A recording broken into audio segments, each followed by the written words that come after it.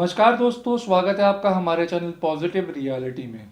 आज मैं आप लोगों से बात करने वाला हूं इंटरनेट की, और ख़ासकर इंटरनेट यूजेज की जो हम सभी लोग करते हैं अपने स्मार्टफोन्स, कंप्यूटर्स, लैपटॉप्स में। इनफैक्ट इस टाइम पे या आजकल की जनरेशन तो 100% इंटरनेट पे डिपेंडेंट है, और उनके साथ साथ हम लोगों ने भी अपनी लाइफ में इंटरनेट को बहुत अच्छी तरह से ढाल लिया है। इनफैक्ट फ़ोन तो आज की डेट में बिना इंटरनेट के सिर्फ एक डब्बा सा ही लगता है, क्योंकि हमारे फ़ोन्स में सिर्फ कॉलिंग और मैसेजेस नहीं होते हैं। हम उन्हें यूज़ करते हैं सोशल मीडिया इंटरेक्शंस के लिए, लाइक फेसबुक, व्हाट्सएप, ट्विटर। हम उन्हें यूज़ करते हैं ऑनलाइन शॉपिंग के लिए। हम अपने फ़ोन को यूज़ करते हैं ऑनलाइन पेमेंट्स के लिए, और ना जाने कितनी तरह की इंटरनेट एक्टिविटीज़ के लिए। कुछ ऐसी छोटी छोटी गलतियां हम जाने अनजाने अपना फ़ोन यूज़ करते हुए इंटरनेट पे कर जाते हैं, जिनकी वजह से आप सोच भी नहीं सकते कितनी भारी कीमत आपको चुकानी पड़ सकती है। जी हाँ, हो सकता है आपका पूरा का पूरा बैंक अकाउंट खाली हो जाए। तो क्या वो गलतियां हैं, इस बारे में जानने के लिए इस वीडियो को एंड तक ज़रूर देखिएगा, क्योंकि अगर आपने एक भी पॉइंट इस वीडियो का स्किप किया तो ना जाने आप हो सकता है उसी पॉइंट के फेर में आके कल को अपना कोई नुकसान ना करा बैठे। तो सजेशन यही रहेगा, इस वीडियो को स्किप मत कीजिएगा, तसल्ली से टाइम निकाल कर देखिएगा। और प्लीज़ अगर आप वीडियो देखते हो तो वीडियो को लाइक, कमेंट कुछ ना कुछ ज़रूर किया कीजिए, ताकि मुझे आपका फीडबैक या आपका जो उस वीडियो की तरफ इंटरेस्ट है, या आपका कोई और किसी जोन में इंटरेस्ट है, तो मुझे पता चल सके और मैं आपके लिए कुछ और ऐसी ही इंफॉर्मेटिव वीडियोस लेकर के आता रहूं। तो बिना देर करे अब चलते हैं उन चीज़ों की तरफ, उन बेसिक मिस्टेक्स की तरफ जो हम इंटरनेट यूज़ करते हुए अक्सर कर बैठते हैं। सबसे पहली चीज़ तो सोशल मीडिया अपने फ़ोन में या अपनी लैपटॉप में हर इंसान यूज़ करता है, इसमें तो कोई दो राय वाली बात है ही नहीं। और सोशल मीडिया पे, फेसबुक पे तो खासकर आजकल ऐसी इंटरैक्टिव गेम्स अवेलेबल हैं, for example quizzes type games जो कहती हैं who loves you the most, आपका क्रश कौन होने वाला है, आप आज से 10 साल के बाद कैसे दिखने वाले हैं, आपके पास आज से 20 साल के बाद कितना पैसा आने वाला है, वगैरह वगैरह वगैरह। और हम सभी को ये गेम्स बहुत इंटरेस्टेड लगती हैं, क्योंकि एक क्लिक पे हमारे सामने एक इंटरेस्टिंग सी पिक्चर, एक इंटरेस्टिंग सा फीडबैक रिजल्ट निकल के आता है, और वो ऐसा रिजल्ट निकल के आता है जिस बारे में हम सोच ही रहे होते हैं। फॉर एग्जाम्पल, अगर आप सोच रहे हैं कि आपके पास कम से कम लाख सवा लाख रुपए होना चाहिए, तो वो रिजल्ट भी आपको उसकी सिमिलर ही मिलेगा उस क्विज का। अगर आप सोचते हैं कि पर्टिकुलर बंदा आपका क्रश है, तो कभी सोचा है फेसबुक को कैसे पता चल जाता है जब आप वो क्विजेस वगैरह खेलते हैं?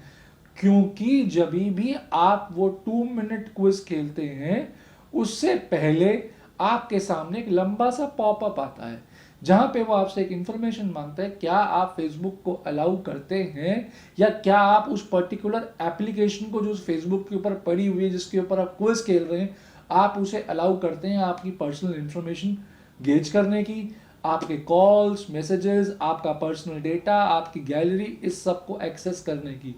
उस समय हमारा इंटरेस्ट, हमारा ध्यान उस गेम में इतना ग्लूड अप होता है, या उस क्विज में इतना ग्लूड अप होता है कि हम फटाफट यस यस यस यस या अलाउ अलाउ अलाउ अलाउ करके आगे बढ़ जाते हैं। अब आप सोचिए, वो जो वो रिजल्ट वो ऐप ले रही है, वो आपकी उन दी हुई परमिशंस को गैदर करके ही दे रही है। और नॉट ओनली दिस, जब आप ये सब चीज़ें अलाउ करते हो और आपको वो जो वो रिजल्ट मिलता है, जो वो एप्लीकेशन का पीछे जो सॉफ्टवेयर बैकग्राउंड में कहीं पर रन है, या जो सर्वर है, वहां तक भी तो आपकी इंफॉर्मेशन जा रही है। तो प्लीज़ हो सके तो अपने आप को ऐसी गेम से, ऐसी क्विज़ेस से दूर रखें, या फिर अपनी बेसिक इंफॉर्मेशन को अलाउ ना करें। डिनाई करने के बाद ही उस क्विज को खेलें। ये एक बहुत ही बेसिक चीज़ है जिस पे हमारा ध्यान नहीं जाता है।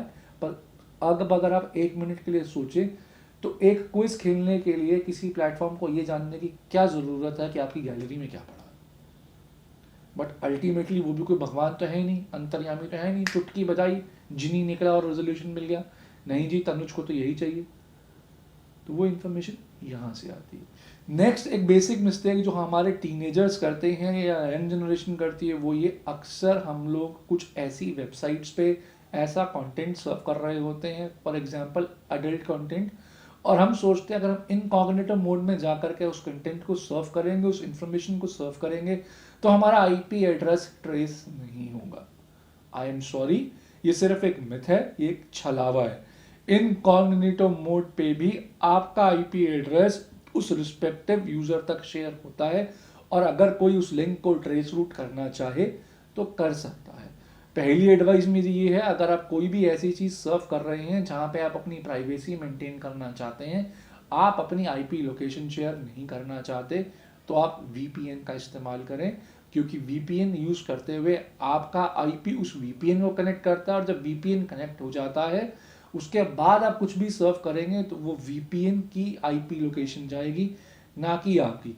थर्डली, अडल्ट साइट्स के साथ साथ जब आप किसी डेटिंग साइट्स वगैरह पे भी जाते हैं, डेटिंग साइट्स लाइक टिंडर या किसी और डेटिंग साइट को सर्व करते हैं, उसके थ्रू अगर आप किसी पार्टनर को मिलने की तरफ जा रहे हैं, कुछ एंगेजिंग की तरफ जा रहे हैं, तो प्लीज़ ध्यान रखिए उन वेबसाइट्स पे अनवांटेड अनसोशल लोग भी हैं, जो कि सिर्फ इसी चीज़ का वेट कर रहे होते हैं कब कोई उनके ट्रैप में फंसे, कहाँ वो कुछ ऐसी इंटीमेट पिक्चर्स एक दूसरे के साथ शेयर हों और उसके बाद उन पिक्चर्स को ग्रैब करके वो आपको ब्लैकमेल कर सकें।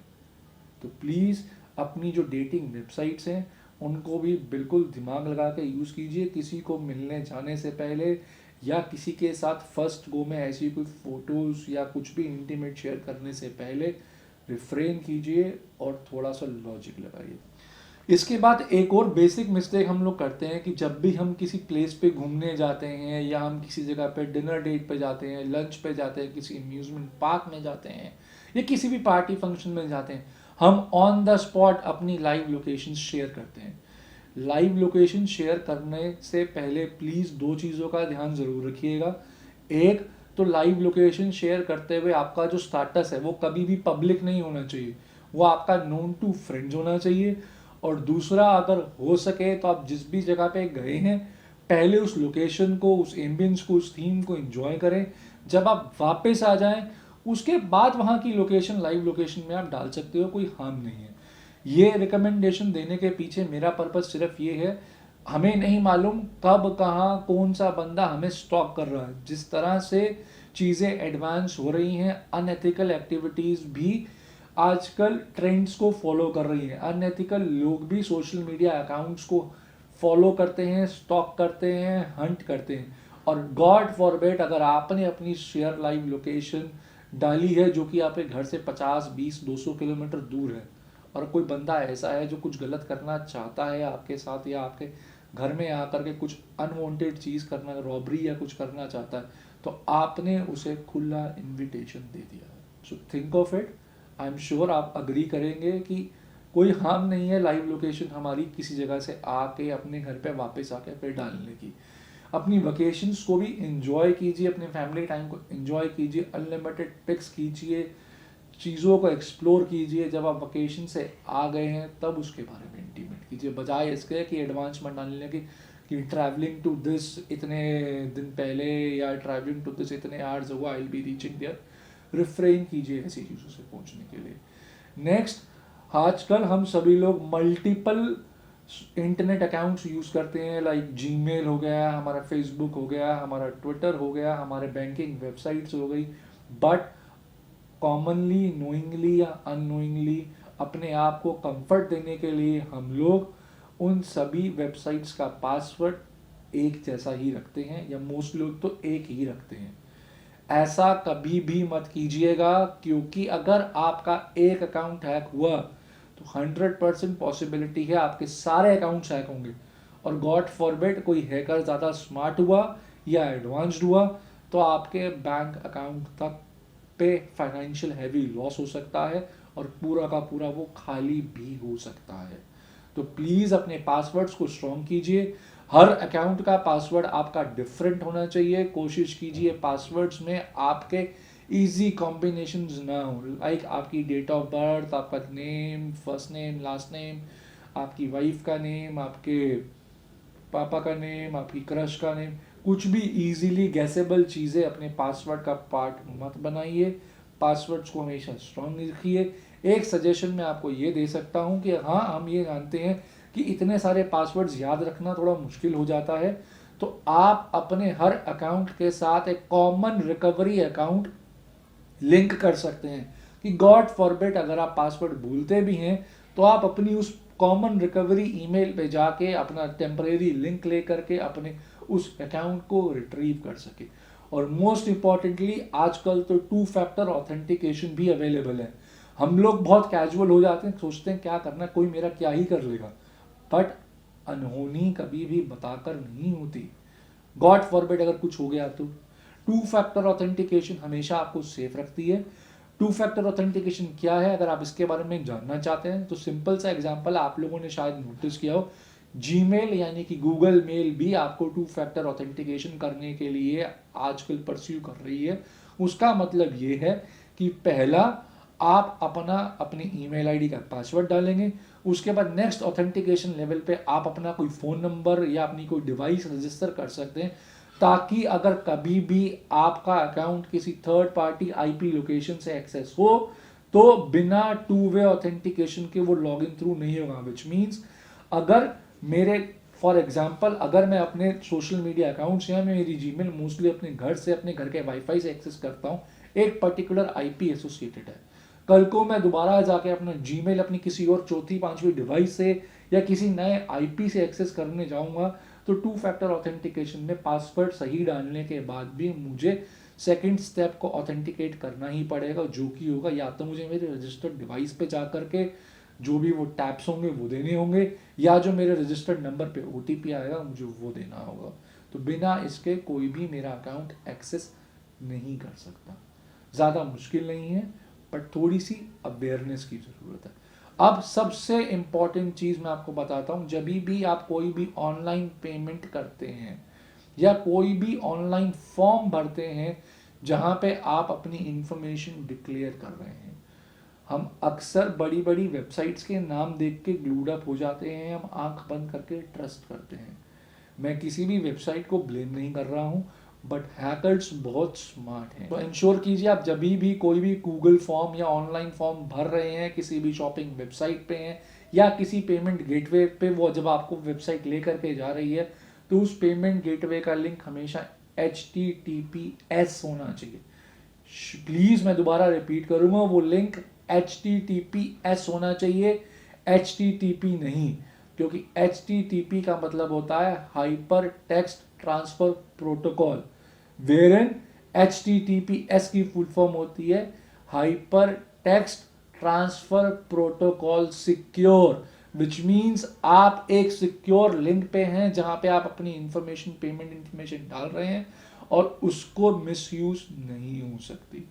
लास्ट और सबसे बेसिक टिप वो ये है, फ्री वाईफाई जोन्स आजकल सब जगह अवेलेबल हैं। फ्री वाईफाई आपको बसेस में, कॉमन अम्यूजमेंट पार्क्स में बहुत इजीली मिल जाता है, पर फ्री वाईफाई एक्सेस हो सके तो ना कीजिए, क्योंकि फ्री चीज़ कोई भी बिना किसी कंडीशन के नहीं आती है। उन फ्री वाईफाई जोन्स में अक्सर अनएथिकल हैकर्स अवेलेबल होते हैं जो ऐसी एक्टिविटीज़ परफॉर्म करने के लिए डेटा, सेलफोन्स या लैपटॉप्स कनेक्शंस ढूंढ रहे होता है, कब कोई उनके फ्री वाईफाई से कनेक्ट करे पब्लिक वाईफाई से और वो सारी इंफॉर्मेशन रिस्टोर कर सके और उसके बाद जो भी उनको मिसयूज करना है वो कर सके। अगर आपको आज की ये वीडियो पसंद आई है तो प्लीज़ इसे लाइक ज़रूर कीजिएगा, हो सके तो प्लीज़ कमेंट ज़रूर कीजिए। मैं आपसे फिर मिलूंगा दोबारा किसी नए वीडियो के साथ, तब तक के लिए जय हिंद, जय भारत।